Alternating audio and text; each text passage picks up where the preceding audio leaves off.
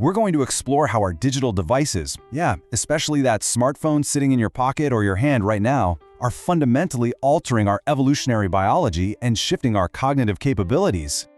I want you to just stop and consider something for a moment. Are your daily digital habits just, a simple psychological preference, or are they actually a structural force reshaping your physical mind? I mean, we interact with these devices hundreds of times a day. What is that constant, relentless connection actually doing to the underlying architecture of how we think? To figure that out, we're going to follow this roadmap today. 1. Evolution of human cognition. 2. The smartphone addiction loop. 3. Rewiring brain structure. 4. The Google effect. 5. AI and cognitive atrophy. And finally 6. Reclaiming cognitive sovereignty. Let's get right into it. Section 1. Evolution of human cognition. To really understand where we're headed, we first have to establish our evolutionary baseline. For millions of years, humans evolved through what researchers call techno-social co-evolution. Basically, our tools and our social behaviors, slowly, over time, built our incredibly powerful cognitive mechanisms.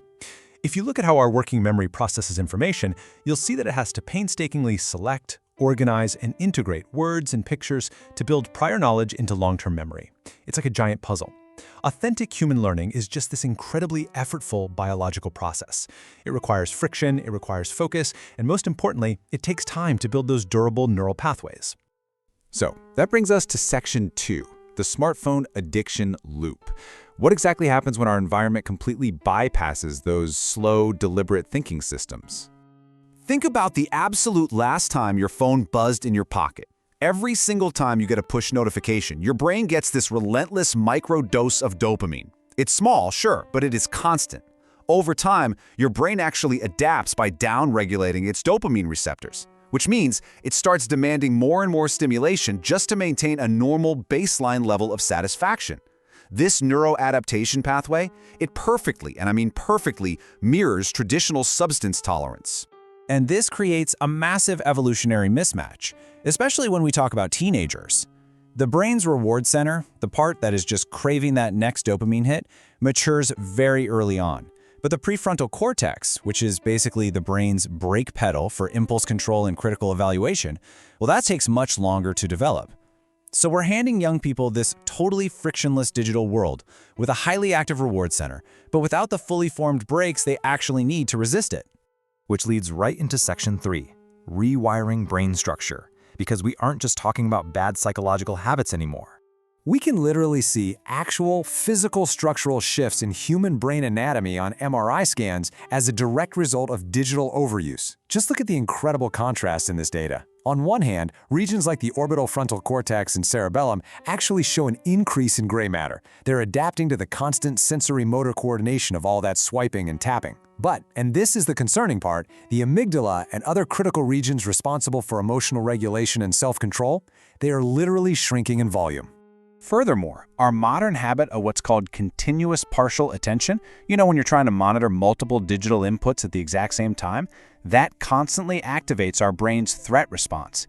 This leads to massive cortisol spikes and totally disrupted sleep architectures.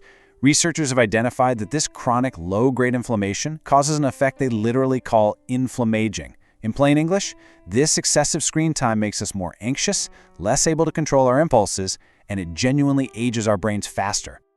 Okay, Section 4, the Google effect. Let's zoom out a bit from the neurobiology and look at the broader psychological and societal impacts of carrying the entire internet in our pockets. We really need to talk about this fascinating phenomenon psychologists call digital amnesia, or the Google effect. This happens when we know that information is always accessible externally. Our minds actually reconfigure how they store memories. Instead of remembering the facts themselves, we just remember the pathway to go find the information. Our mind shifts from being this amazing generator of thought to simply acting like a file directory. And this creates a super dangerous illusion of internal knowledge, where we start mistaking the internet's vast information for our own personal intelligence. Now, this shift has sparked a pretty major debate. On one side, author Nicholas Carr warns that relying so heavily on systematic search algorithms might basically foreclose our potential to create profound new knowledge.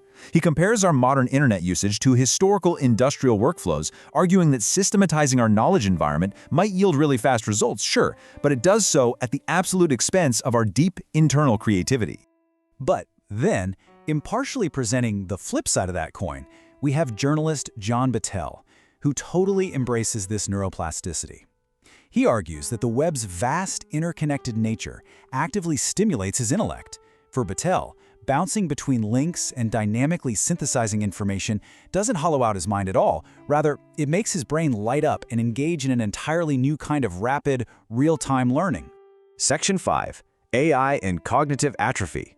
This is where things get wild.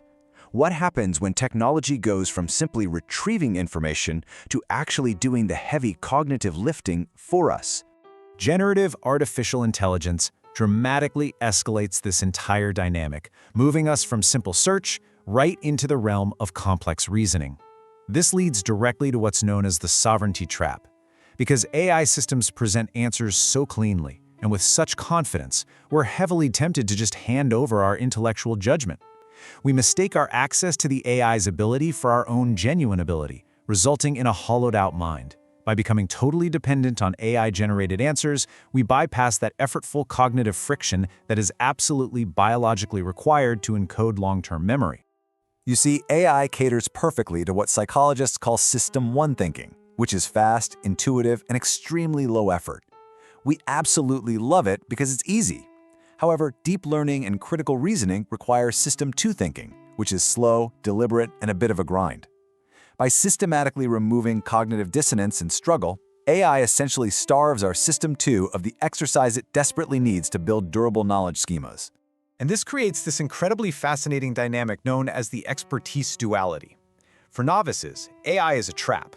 It gives them the total illusion of mastery while short-circuiting their actual biological development. But for established experts who already have deep internal knowledge and mature prefrontal networks, AI is an unbelievable amplifier that genuinely extends their capabilities to new heights. Finally, Section 6. Reclaiming cognitive sovereignty. Look, we don't have to throw our devices in the ocean, but we absolutely need strategies to protect our minds. The solution really lies in building what researchers call the fortified mind. We have to actively design our learning environments to value the actual struggle of learning. This means treating AI not as some magical oracle that just hands us the final answer, but as a training environment, a sparring partner. We need to prioritize deep, foundational knowledge first, so that we actually possess the internal mental architecture required to critically evaluate these digital tools. Ultimately, the technology is here to stay, right? But the biological reality of how humans learn hasn't changed one bit. So you must decide how you are going to protect your own cognitive sovereignty. Will you use these incredible tools to thoughtfully extend your capabilities? Or will you take the frictionless path and allow them to hollow your mind out? It's a huge question to consider.